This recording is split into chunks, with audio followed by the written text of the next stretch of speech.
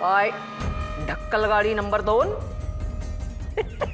अरे बापरे, दुसरी पण ढक्कलगाडी इथेच आहे नाही का? कसं वाटतंय? मज्जा येते ना?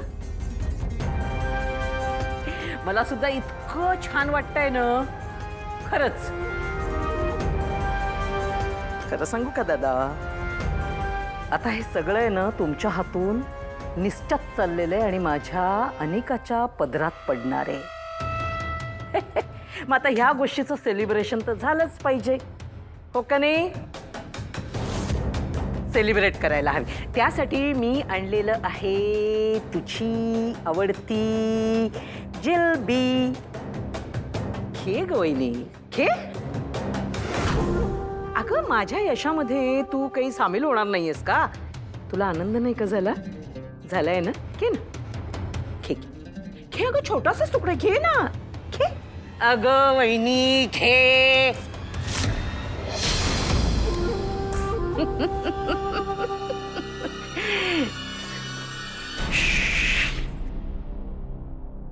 तुझा विश्वास तर केव्हाच संपलाय, कळलं ना?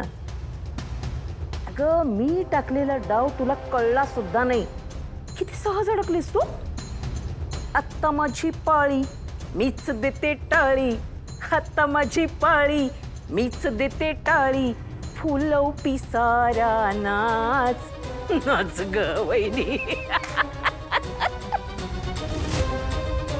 आठवतंय का माझ्या गालावर तुझ्या हाताची उमटलेली बोट? आठवतंय? एवढ्या 4 चौघांमध्ये तू माझ्या कानाखाली मारली होतीस आणि मी काही बोलले नव्हते, गप्प होते.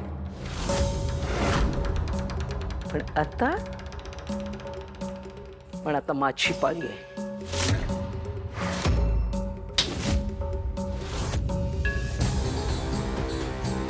काय इतकी वर्ष माच केलास ना, त्याचे हे उत्तर. तुझ्या नवऱ्याची ढकलगाडी केली तरी देखील तू खचली नाहीस. पण आता काय, आता तर तू जिवंत मुडद्यासारखी पडू नयेस. काय उपयोग आहे? काळजी करू नकोस. पण काळजी करू नको. तुला छळाचे माझ्याकडे आणखीन बरेच मार्ग आहेत. ते कसं करायचं ना, त्याचा बंदोबस्त मी नीट करते. तू काही काळजी करू नको.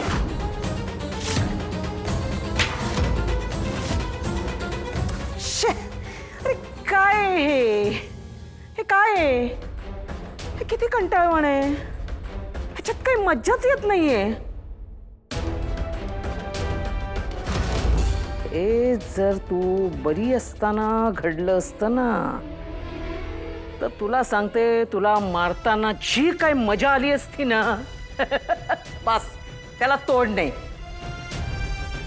काय करणार, मी समाधानी आहे ना. जे आलिया भोगासी असावे सादर, जे काही मिळतं त्याच्यामध्येच समाधान मानणारी बाई आहे ग मी. पण तू काळजी करू नको. हा चान्स मी सोडणार नाही.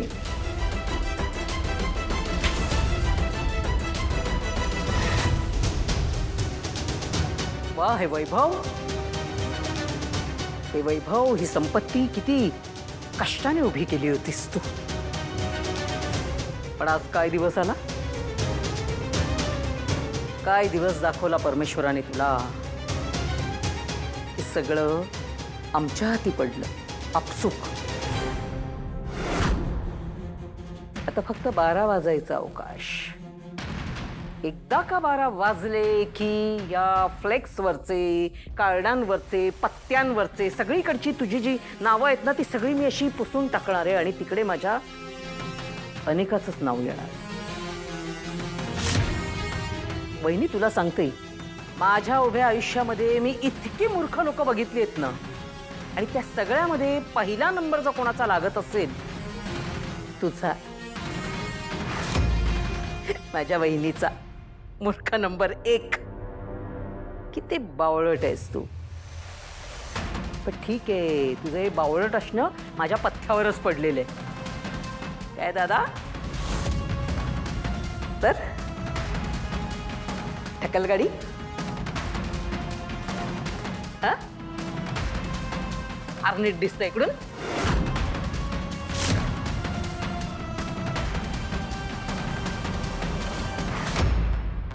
माझ्या हातून मळण्यापेक्षा तू अशी पडून राहशील तर वाचशील. या हालांची तुला कल्पना करता येणार नाही. फक्त एक, आता यापुढे माझं राज्य कसं चालतं ते बघत राहायचं, पण या राज्यात तुला बोलायची मुभा नाही. फक्त बघत राहायचं. चला चला चला, उठा, स्वतःच्या पायावर उभे राहा. या, लावा लावा, स्वतःची ताकद लावा. वहिनी उभी राहिली, पुढे नाही पाहिली. चला चला, वहिनी उभी राहिली, मी पहिली. वहिनी उभी राहिली, दादाने पाहिली. आणखी कोणी पाहिली नाही गई. आता मला कोण अडवणार.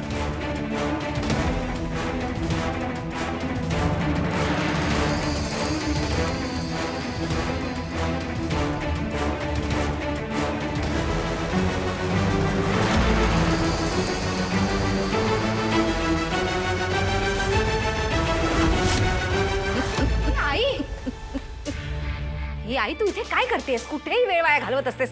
तू पहिली प्लीज बाहेर चल. राजन गौरीला शोधतोय. चल चल चल चल चल.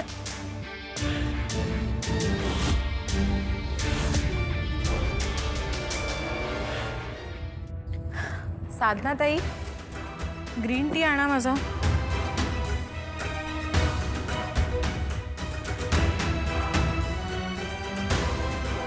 प्रसिद्ध उद्योजिका अन्नपूर्णा महाजन आपली सगळी संपत्ती त्यांच्या लहान नातीच्या नावावर करणार. व्हॉट? उद्यापर्यंत आपल्या मोठ्या नातीचा तपास लागला नाही तर अन्नपूर्णा महाजन आपली सगळी संपत्ती आपल्या लहान नातीच्या म्हणजे अनिका राजन महाजनच्या नावावर करणार आहेत.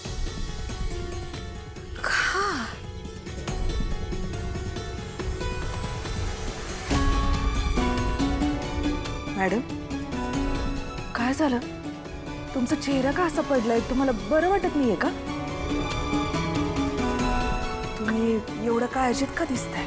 अहो साधना ताई, पेपरमध्ये बघा ना काय न्यूज आली आहे. या बघा, अन्नपूर्णा ताई माहिती आहेत ना, यांची मोठी नात जर परत आली नाही तर अन्नपूर्णा ताई त्यांची सगळी संपत्ती त्यांच्या लहान नातीच्या म्हणजे त्या मूर्ख अनिकाच्या नावावर करणार आहेत. काय झालं यांना?